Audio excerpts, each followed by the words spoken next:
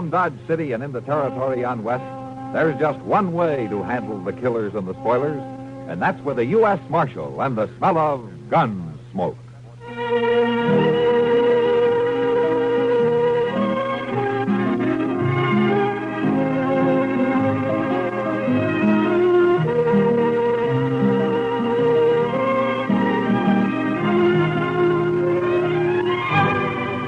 Gunsmoke, starring William Conrad, the story of the violence that moved west with young America, and the story of a man who moved with it. I'm that man, Matt Dillon, United States Marshal. The first man they look for and the last they want to meet. It's a chancy job, and it makes a man watchful and a little lonely.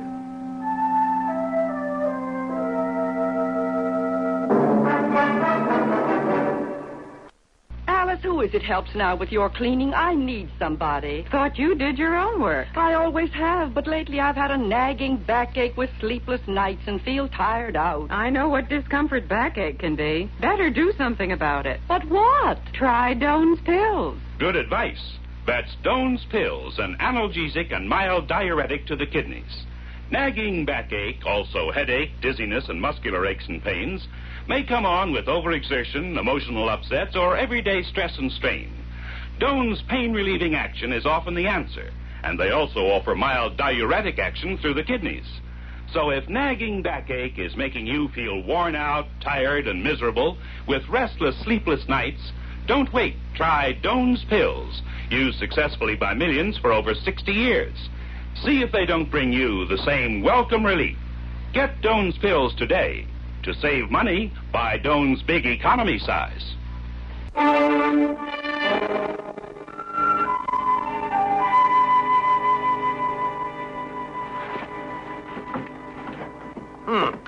Now, I sure can't find your order, Miss Kitty. Well, don't worry about it, Mr. Jonas. I saw Edna getting the things together, but what she did with them... Mr. Jonas, I don't mind waiting. Well, it bothers me. Now, she should stay here till 5 o'clock, but no, every afternoon, come 4:30, she has to run off to the boarding house, change her clothes, comb her hair, and freshen up, as she keeps saying. Well, if she's not a good worker, why do you keep her on? No, I didn't say that. She's a fine worker. As a matter of fact, I'd hate to lose her. Lose her? Well, she keeps talking about San Francisco and how she'd like to live there. Well, maybe it's only talk. No, I don't think so. I get the notion that Dodge is just the place she ran out of money, and as soon as she saves up enough, she'll be on her way. Did she ever tell you where she's from? A farm, someplace in Ohio, I think. You know, one day we got to talking about hogs and milk cows, and she let it slip. Almost bit her tongue off after she said it. You think she's ashamed of being raised on a farm? No, it ain't that. A funny thing, it's more like she was scared, like she had to keep it a secret. Well, I'm back, Mr. Jonas. I'll just tidy up the counter. Oh, Miss Kitty. Hello, Edna. My, you look pretty.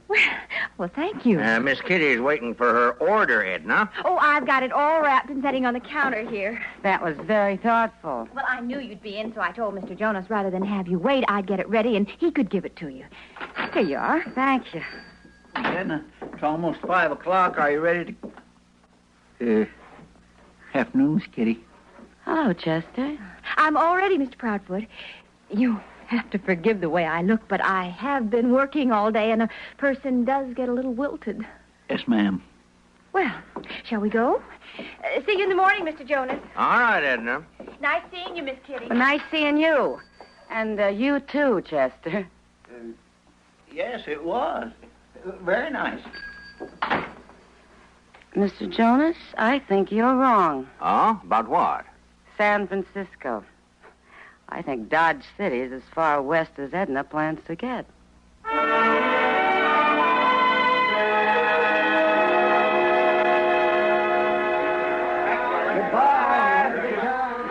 I just think trains are the most exciting thing, Mr. Proudfoot. Don't you?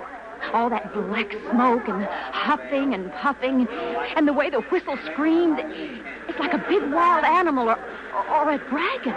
Well, no, I never quite thought of it that way, but with all the suit Mr. and all... Proudfoot, would you mind if I just held on to your arm till it leaves? No, ma'am. Not if you're really scared.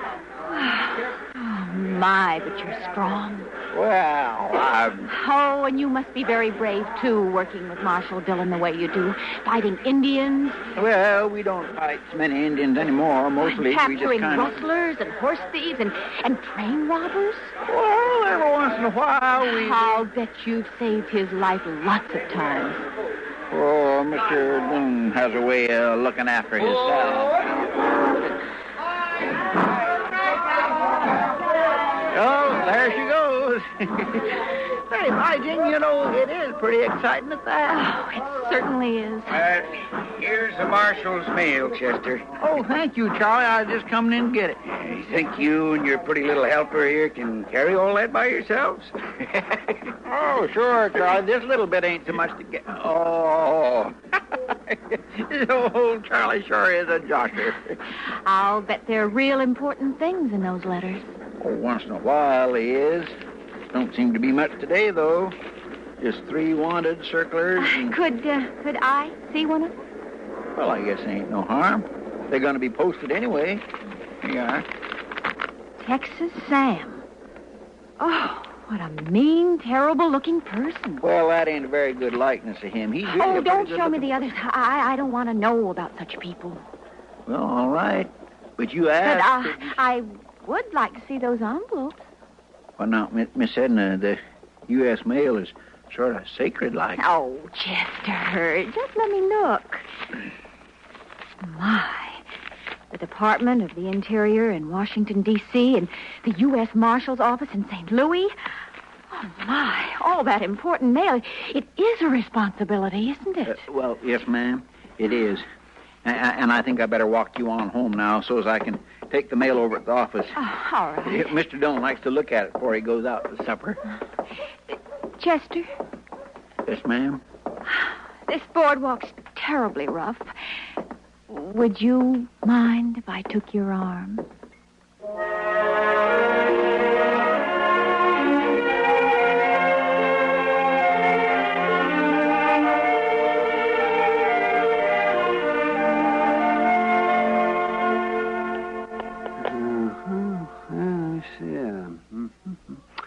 Yeah, well, now, you're sure that's the move you want to make? Yeah, I guess so. Huh? Yeah, that makes 3 games in a row, and I suppose I should feel flush with victory, but I find absolutely no satisfaction in beating a half-hearted opponent. What are you talking about?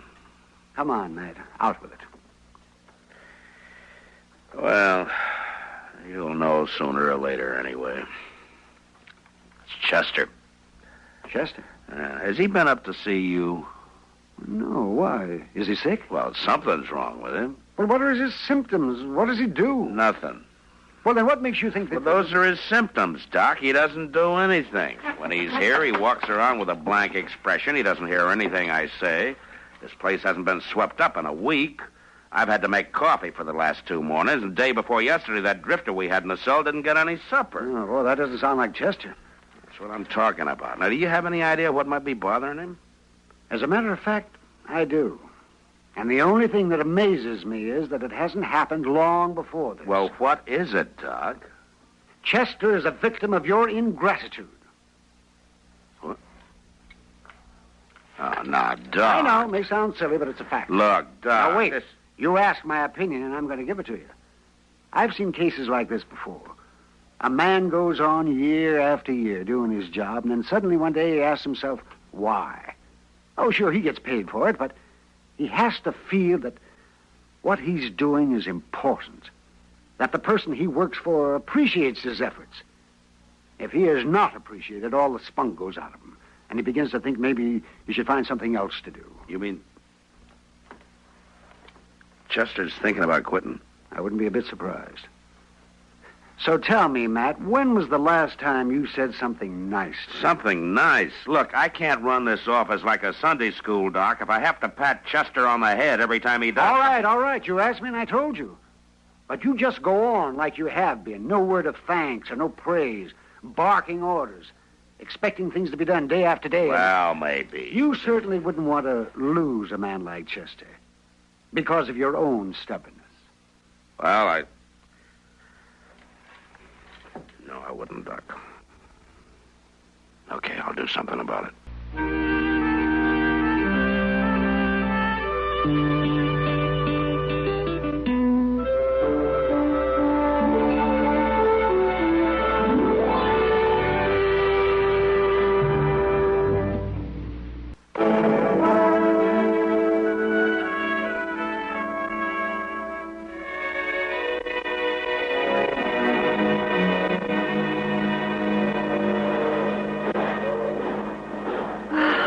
There she goes.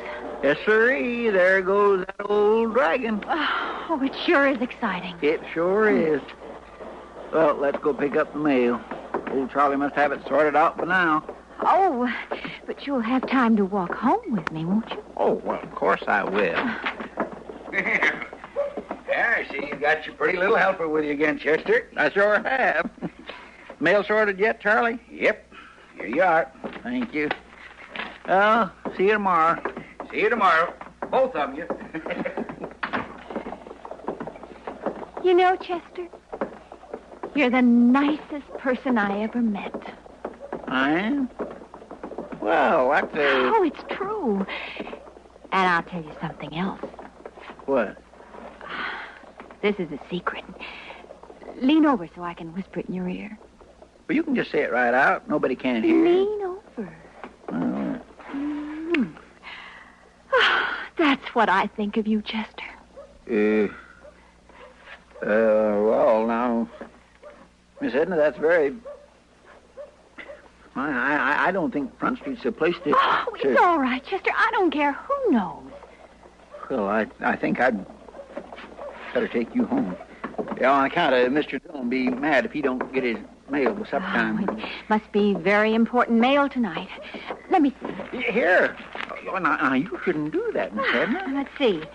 One from the Department of Defense. A circular. Please give it back to me, Miss Edna. A catalog of firearms and ammunition. Another circular.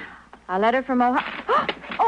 Oh, I dropped that silly old catalog. Never mind, I'll get it. Oh, I'm sorry.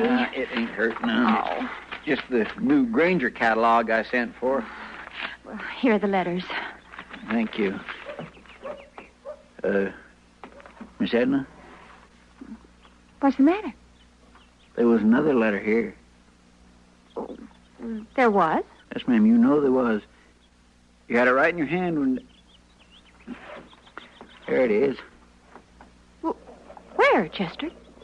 You stuck it in your shirtwaist there. Well, what makes you so sure that's your letter?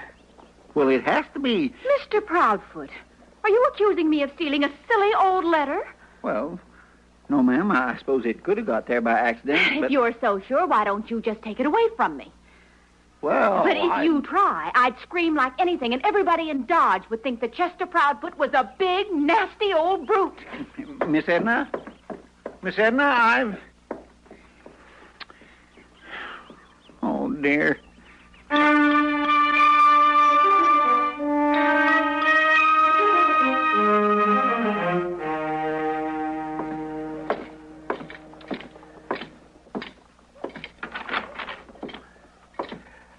Well, good morning, Chester. Oh, morning, Mr. Doan. Sorry I didn't get your breakfast this morning. Well, every man has a right to sleep late now and then, hasn't he? I think it's kind of good to eat breakfast out once in a while anyway. That's right. I just didn't close my eyes till after sunup, Mr. Dillon. I just tossed and turned, tossed. You know, Chester, I think you've been working too hard.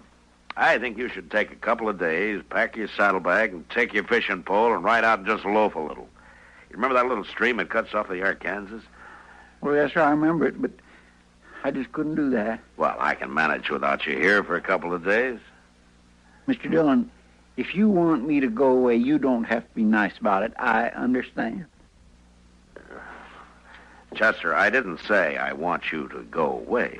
You said you could manage without me. For 2 days, Chester, I figured that you needed a rest, a change.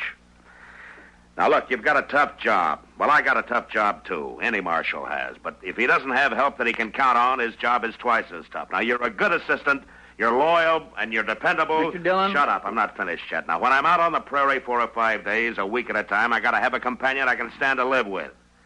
Well, most of the time, I can stand you.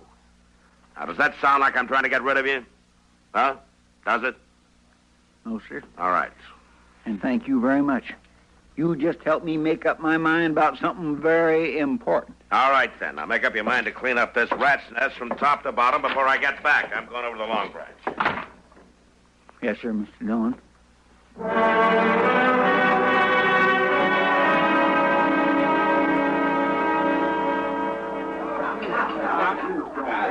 I don't know, Kitty. I guess I was pretty hard on him, but maybe it helped.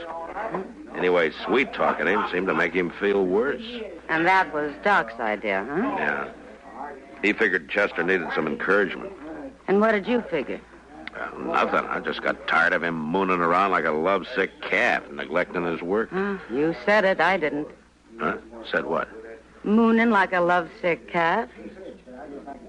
What? Oh, now, Kitty. Mm-hmm. Chester? Mm-hmm. Well, who? Edna Wallstrom.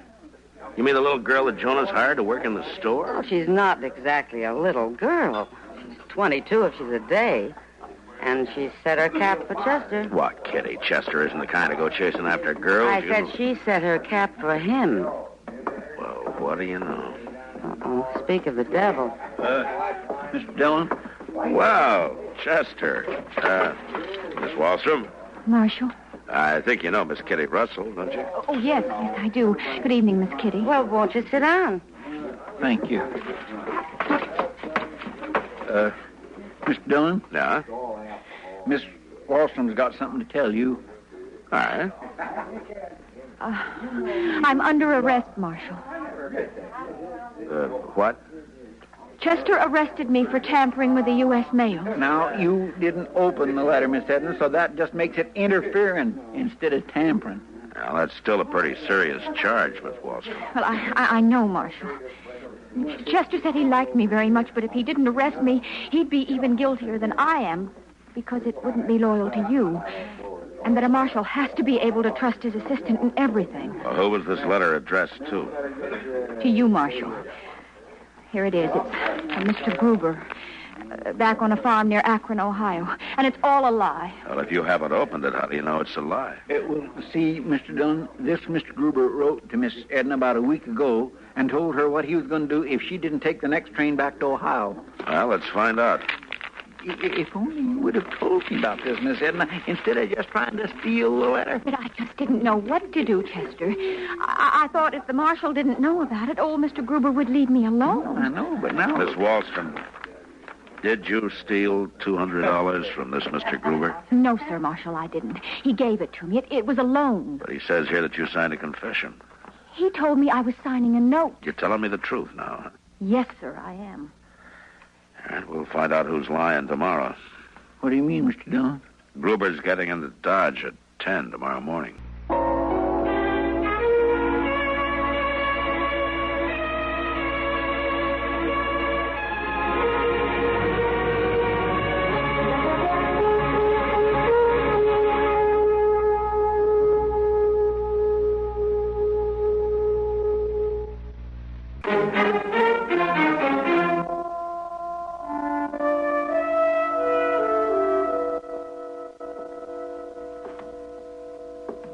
When somebody breaks the law, they should be in jail. That may be true, Mr. Gruber, but this jail wasn't built for women. And I'm still not sure that the law was broken. You got my letter? I sent you her confession. I know. And if you'd filed a complaint back in Ohio, I can hold her here in Dodge until they can send somebody to take her back. But I am already here. I will take her back. Mr. Gruber, the law just doesn't work that way. Here's the telegraph, Mr. Dillon, from the Akron police. You read it, Chester? Yes, sir, I did. Now, you read it, Marshal. Complaint against Edna Wallstrom, filed here by Hans Gruber, January 10, charge theft. Presently in your city, please apprehend and hold for extradition. So now I want her arrested. She's not no criminal, Mr. Dillon. Oh, you think not? No, I don't. She's a fine person. And if she done something wrong, she must have had real good reason. Chester. Well, I'm sorry, Mr. Dillon, but I'm real upset. Now look here, young fellow. Look here. I think Miss Edna is all right, fine lady, and I just won't believe she could do anything really bad like stealing your money. She works awful hard, and she's awful nice, and she's awful pretty, and she wouldn't do a thing like that. You have got a lot to learn, young That fellow. may be, but there's one thing I do know. I know if you say one mean thing to her when she gets here, if you try to scare her one little bit, it's going to make me madder than I am. Are you threatening me? Yes. Chester, nobody's going to intimidate her. I'll see to that. Now, you just calm down, and I promise you we'll get to the bottom of this just as soon as we can. Here she is, Ma. Oh, hello, Kitty. Come on in, Miss Wallstrom. Miss Wallstrom, do you know this man? That's Mr. Gruber. Hello, Edna. Why did you do it, Edna? Mr. Gruber, you told me when I signed that paper that now everything was all right. You know I was going to pay it back. I don't mean about the money, but why did you run away? Everybody laughs at me. I can't help that, Mr. Gruber. I had to do it. But why? I'll tell you why. Kitty. No, Matt, this is important. Mr. Gruber, you're a widower, aren't you? That's right. 4 years now. And Edna here was your housekeeper, your hired girl, huh? Yeah. How much did you pay her? Well, not so much maybe money, but there's room and board.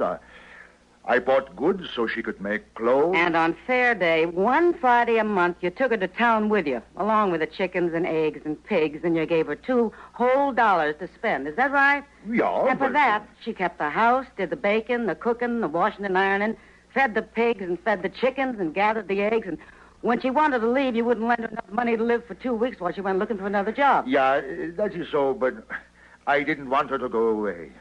She was always talking about San Francisco, and I was afraid that if she had money, she would go there. But you made it easy for her to steal the $200. And then you made her sign that silly confession so that you could use it to frighten her into staying on the farm. Is that the story, Gruber? Yeah, that's the story. You must be very proud of yourself. No, I am not.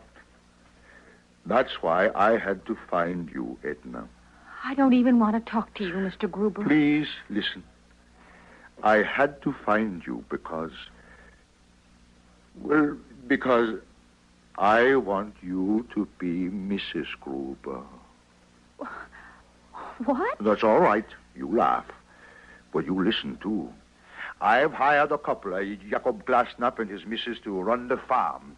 And you know the little house with the green shutters, the Schaefer place we used to pass going to town, the one you always liked so much? What about it? I bought it. Well, that's very nice, Mr. Gruber, but... Wait, I'm not finished. Look here, in this envelope. Go ahead, look. 2 tickets to San Francisco. Why, Miss... And I wrote to the Palace Hotel. They will get us married, and we will stay there, and we'll buy some fancy clothes, and we'll go to the show houses. Mr. Gruber. I want you should call me Hans, Edna. Hans. Hans, you're the nicest person I ever met. There is a stage at 5:15. If you can get back... Oh, I can, Hans, I can. But we'll have to hurry. You come with me, and we'll get everything together. Oh, what about this warrant? Oh, I will write to them from San Francisco. Just forget all about it, please. Oh, that's about that. Well, I'm just so excited I almost went off without saying goodbye. Miss Kitty, thank you so much for helping me. And Marshall, I'm sorry I took the letter. Really, I am. And Chester. Yes, ma'am? Please, lean over. Well, Please. Oh, Chester, I think you're the second nicest person I ever met. Goodbye. Goodbye, Miss Edna. I'm sorry, Chester. Oh, that's all right, Miss Kitty. It's just that... Mr. Dillon, some people sure is hard to figure out. Chester, if by some people you mean women, they certainly are.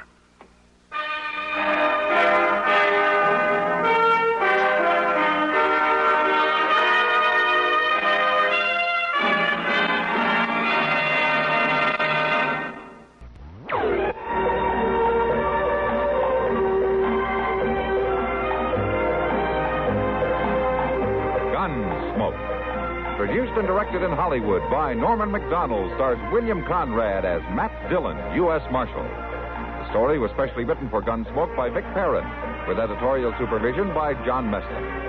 Featured in the cast were Barbara Eiler, Joseph Kearns, and Vic Perrin. Parley Baer is Chester, Howard McNear is Doc, and Georgia Ellis is Kitty. This is George Walsh inviting you to join us again next week when CBS Radio presents another story on Gunsmoke.